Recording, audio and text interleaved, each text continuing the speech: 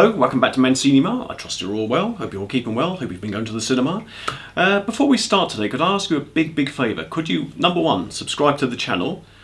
Number two, there's a little thumbs up logo, looks like that, down the bottom. If you can click on that, that'd be great. Really does help the channel go a long way.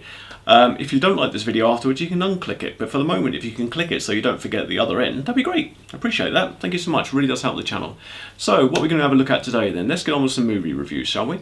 So, first of all, I've got another lovely horror movie for you. We are moving into spooky season, and the movie we've got for you today is Smile, which we saw a preview of last night. It's directed by the director Parker Finn.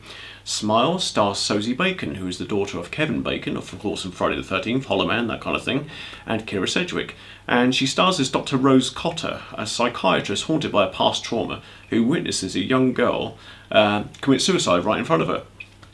Now, before this happens, the young girl is terrified of a mysterious, invisible entity that only she can see, that she says is approaching her, threatening her life, and smiling at her with the most evil, wicked, undescribable smile that you could ever think of. Of course, Rose can't see this, only the girl can see this.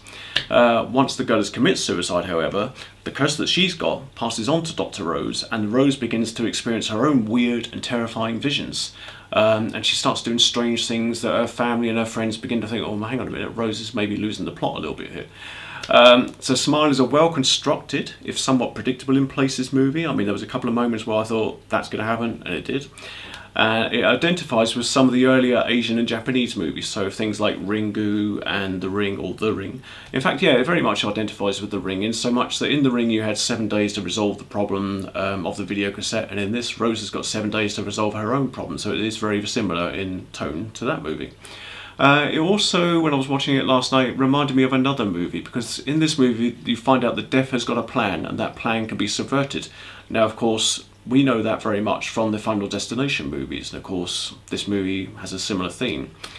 But the film it really reminded me of is David Robert Mitchell's 2014 movie, really great supernatural thriller if you haven't seen it, called It Follows. In so much that this identity could mask itself as anybody, and you don't know it until they're literally right in front of you. There's a moment in this movie where she thinks somebody's a friend and they're not, and suddenly they smile at her. There's a couple of decent jump scares in this movie. Unfortunately, the best one was ruined by the trailer, so if you haven't seen the trailer for Smile, don't watch it. Just go and watch this movie first, and you'll get the best benefit out of that jump scare. And the movie's great. It moves on quite well up until the third act, when the third act gets a little bit flabby and a little bit silly.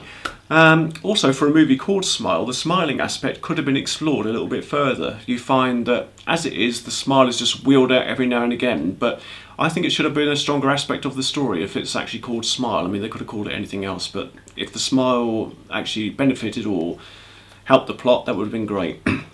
Still, competent performances all round. I really did enjoy it. Great cast. And it is still a film that I recommend that you go and see at the cinema when it opens this coming Friday. It should be on national release around the country. And yeah, catch Smile at the cinema. Don't watch the trailer. Go and see the movie. You'll get the best out of it. On to another bizarre movie right now, and we're looking at Olivia Wilde's second film as a director, which is the movie Don't Worry Darling, in which she co-stars with the ever-excellent Florence Pugh, who you may remember from Black Widow, and Chris Pine from the Star Trek movies, of course playing Captain Kirk. And there's some little chap named Harry Styles who used to be in some boy band or other. I guess he's down on his luck, just trying to try out win movies, you know, who knows.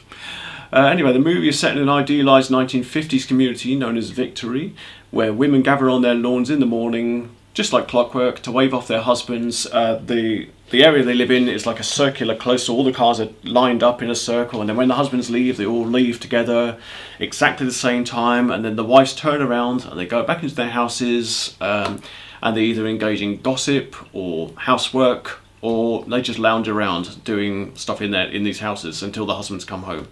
They have some social gatherings, and during which one of these social gatherings, there's one of the women called Margaret, who walks in and she's a bit disturbed, and she looks around and she says, they're lying to us, and she's implying that this isn't real, this reality that they're living in isn't real.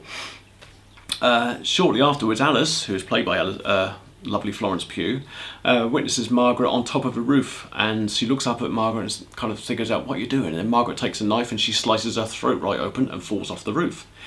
Alice then begins to notice the cracks in the reality that Margaret was talking about, and she tries to express it to the community, and in particular to her husband. And of course, they all then begin to think that she's a little bit mentally unstable and maybe going the same way that Margaret was. And I guess you can kind of think that that's a similar thing to what we saw in Smile with what's happening with Dr. Rose. Don't Worry Darling has a superb cast. They all give it their all, especially the outstanding Florence Pugh, as I've already mentioned. She is the lead actor in this movie, and she is the one that you follow all the way through, and you empathise with her. Chris Pine is really creepy and manipulative as Frank. He's the boss of this big corporation who hires Harry Styles. And Harry Styles is actually pretty adequate in his role as Florence's husband, Jack. Let's just say he won't be bothering the Academy Awards anytime soon, but yeah, he's all right. Actually, he's a good actor in this one. The movie kept me intrigued from start to finish. Not once did I feel bored. I was really interested to see what was going on. And there's a late second to third act twist which kind of throws the movie in a new direction, and when you get to the end it ties it all together rather nicely. So yeah, really did enjoy Don't Worry Darling. It's in cinemas now, and yes, it is worth seeing actually in the cinema. There's some lovely visuals, it's beautifully shot, there's some really nice 50s style cinematography, and it's worth seeing, you know, for the story and for that alone. So yeah, Don't Worry Darling. So from one bizarre version of Paradise to a much more traditional sense now, with George Clooney, Julia Roberts in the romantic comedy Ticket to Paradise. Now they play warring parents of their daughter Lily. Lily is a law graduate and she's played by Caitlin Dever. And once she graduates her law degree, she decides to go off on holiday to celebrate with her best friend Ren, who's played by the ever excellent Billy Lord. And they decide to go to Bali for a lovely bit of a break before she comes back and decides to get fully into becoming a lawyer. However, while they're over there, they go out on a little boat and get left in the middle of the ocean and get stranded until this little fisherman comes along and saves them. And of course, all of a sudden, Lily, who is the daughter, falls romantically in love with this guy who's picked her up off the boat, and 5 minutes later they're planning to get married. And I guess things happen that quickly in Paradise. Who knows? I've never been there. So, of course, word gets back to her parents, who are basically at loggerheads all the time. They hate one another. They had a bad relationship. It didn't go too well. And they've separated, and I guess they just want to decide that they want to come over to this island and break this girl's relationship up with this boy because they had a bad relationship themselves. And of course, over the course of the movie, Julia Roberts and George Clooney are having a bit of a bicker with one another. There's some really funny scenes on the plane and on the boat on the way over as they come to the island. And they rediscover one another, and they rediscover that maybe they weren't as bad as what they thought they were. So yeah, it's a really funny film. Unfortunately, the two leads, played by Caitlin Dever and I cannot remember the gentleman's name, but he plays Gede. They're kind of quiet, kind of dull. They're not as interesting as they could be. But whenever George Clooney and Julia Roberts roll up on the screen, that's fantastic, good times. And of course, then you've got Billy Lord. And Billy Lord, as you know, is Carrie Fisher's daughter. She brightens the movie up whenever she appears. And there are little moments where she does disappear for a long time. You wonder where she's gone to, and you just wish that she would have come back. I think maybe had Billy Lord been cast in the role of the daughter, this would have been a much more improved film. It's not a bad film by any measure, don't get me wrong. It's a really enjoyable film. It's a really enjoyable, nice romantic comedy. But I think Billy Lord would have brought more life to the character of Lily, and I think she would have been a really fantastic actress to have in that part. So I do recommend you go and see Ticket to Paradise at the cinema. It's at cinemas now. Also, when it comes out on DVD or streaming or whichever way you decide to watch it in the home, it's nice to sit down maybe in an afternoon and put that kind of a movie on and just sit back and relax. Like I say, nice and enjoyable. Just a shame the two leads were a little bit more engaging. But Ticket in Paradise, or Ticket to Paradise, is at local cinemas right now. So looking at home releases this week, as we mentioned, Ticket to Paradise won't be out for a little while. But out this week is one of the biggest movies of the summer, which is, and I'll put that up there so you can see it, this is the Zavvi exclusive steelbook of Jurassic World Dominion. It's also got an extended version on it, which has never been seen in the cinema before. It's available on DVD, Blu-ray, and of course 4K, which is what we've got here.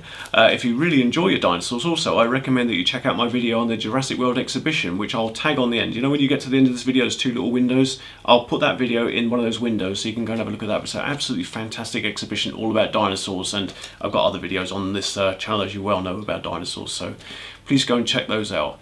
Yep, but for the meantime, Jurassic World Dominion, you can get it on Blu-ray. You can get this one from Zavvi if they've got any copies left. This is a steelbook. But you've also got the standard releases on Blu-ray, DVD, and of course 4K. So that's Jurassic World Dominion out this week. You may have noticed over here behind me a yellowing mask of Michael Myers from Halloween: The Curse of Michael Myers. I think it was out in 1995. So we got that one over there, an old ghost face and little Spidey over here.